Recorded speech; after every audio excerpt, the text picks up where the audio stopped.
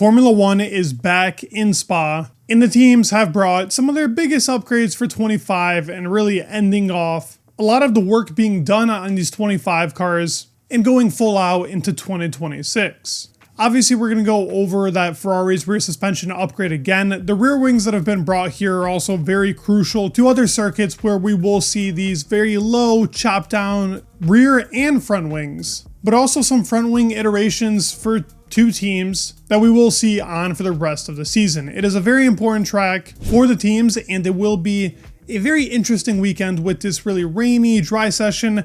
Will we really see the extent of these upgrades? We'll go over it. But with that being said, the clothing line is out now on Unchained Media Inc. Go ahead and check it out. Custom made, and I tried making this as best as possible for you guys. Thank you all so much for the support, and anybody that checks that out or buys anything, it means the world to me. If you're new here, go ahead and subscribe, but let's get started with the rear wings here in Spa.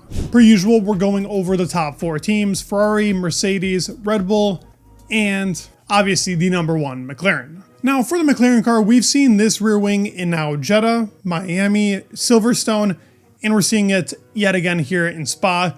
Could this change throughout the weekend? It's possible. I don't think so, because you do want lower downforce on this track with how many straights there are.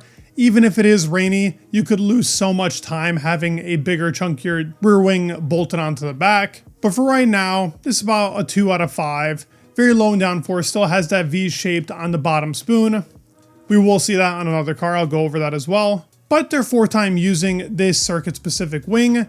They have changed a bit of that rear edge flap a couple of times, just to really have it comply more with the rear wing, try to drag as much as possible. But Ferrari has brought back a wing they had in 2023. Now this was modified in 2024, specifically those flap tips around the corner. And now yet again, we do see it on their car for 25, trying to waste as little resources as possible. Big upgrade for them. It's going to be a big test here in Spa, but I would say this is around the same 2 out of 5. It's still not Monza spec, but pretty damn close. Now that Red Bull car, that is Monza 1 out of 5. Downforce, we just saw this in Silverstone, and we also saw how bad it was in the rain for Red Bull. No rear end stability, and that is pretty crucial around Spa. We're gonna have to see how this is gonna go. Will they change this? Will they keep it? It did help out. They got pole position. If it was a dry weekend, there was actually a chance of that Red Bull maybe sticking it up there. I'm not sure. The tire wear on the McLaren is pretty much unstoppable. Even with Max being able to pull off these crazy pole positions, I don't think the car is under him to actually make it work from track to track to really get these victories under his belt.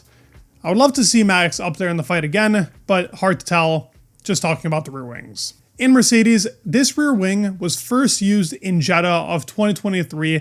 They have modified a bit around those flap tips yet again. Every team has around that corner edge. As the regulations have gone on and on from 23 to 25, at some point, there was very little work done around the flap tips. Now it's been a key upgrade point for a lot of these teams in the rear wing. Yet again, we're seeing it, but a wing from 23, which is quite crazy. I would say everybody here is a 2 out of 5 with the exception of Red Bull with that Monza spec of wing. Now looking at the next 4 teams, we do have an upgraded rear wing here as well: Aston Martin, Alpine, Racing Bulls, and Williams. Looking at the 4 teams, Aston, this is an upgraded rear wing. Finally, they've changed from that barn door that's been stuck to that car for pretty much every GP so far in the season. But there is also a V shape on that bottom plane. And this is just a smart way of having more drag reduction towards the rear part of the car, while not having actual downforce losses, introducing that V shape in the bottom spoon. But pretty skinny. They're pretty close to that 1 out of 5, still a 2 out of 5. Very similar to that of the McLaren. There's not too many differences here. Even that slot gap between the upper and lower plane is pretty significant, just like the McLaren car is. But nice to see finally a different rear wing. They're trying to go for as much drag reduction as possible on Spa. That is the key if you can make it work. Will we see it throughout the whole weekend? We'll have to see depending on the weather conditions. Then after that, we're looking at the Alpine car. We've seen this rear wing. They rock it pretty much at every GP they need the speed for. I expect them to struggle here. Pierre Gasly has put in a couple of decent performances over the years, regardless of that car not being that great, and really the power that the engine is providing.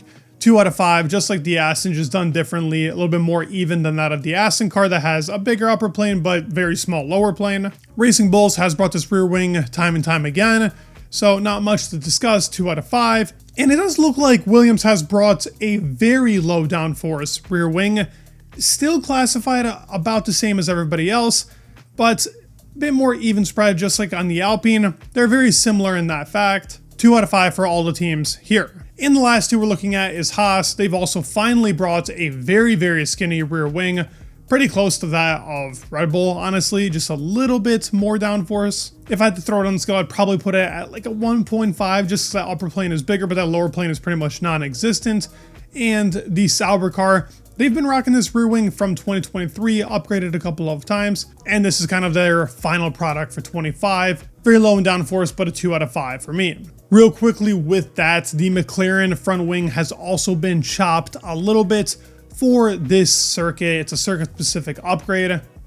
You can also see the mermaid tails that they have on that end plate of the front wing, but more of the focus should be on its top flap and that bit of a cutout that you see, which is also the same thing that's been done to the Ferrari's front wing. Each team will try and do this as much as possible. As I said, drag reduction, that is key here in Spa, so reducing that in the front and the rear wings is the most important part. And even though I mentioned it in the other video, I do still want to talk about the Ferrari rear suspension upgrade. Now, the obvious reason as to why they've gone to this rear suspension and upgraded it to really get the full potential out of the SF25 is to lower the car without making the rear suspension so stiff that it actually compromises their mechanical grip in the slow corners and really the traction out of the exits. As I've said before, supposedly it's like a 10th gain, but that's just going off of the upgrade itself. In reality, it could be more if they're able to lower the car properly without it now obviously damaging the floor as much as it used to, and the reliability of the car goes up much higher. Now, the Aston Martin car actually has upgrades here as well. Both Stroll and Alonso should test them in FP1. No pictures yet. It is a front wing, so I was correct in that video. Hearing about that and in unison with their new rear wing, running it with the floor, should be a decent time gain for them, and Andy Cowell has called this upgrade pretty significant. Looking at Red Bull's upgrades, it just seems like they have refined a bit of the suspension for aerodynamic efficiency. As you can see for Spa, they've updated the flow around the suspension to be connected as one. And the update we saw adding that wing to the bottom of the side pod has been updated slightly. It's a bit smaller in length, but vertically has increased a slight tad bit. And it seems like they've opened up a little bit of that vertical inlet as well as the upper section of the side pod to help really with cooling optimization. It's going to be quite the GP. I still expect us to see some stuff. Racing Bulls has apparently a little bit of upgrades, and it seems like we're going to see this front wing for Aston Martin tomorrow. But I will cover it in a community post talking about it. I'd like to see what they can do in sprint qualifying and FP1. Love to hear your thoughts down in the comments below. Go ahead and check the website. Thank you all for being the best community. I really do think so. But if you made it to the end of the video, please give it a like, subscribe. It would mean the world. And peace.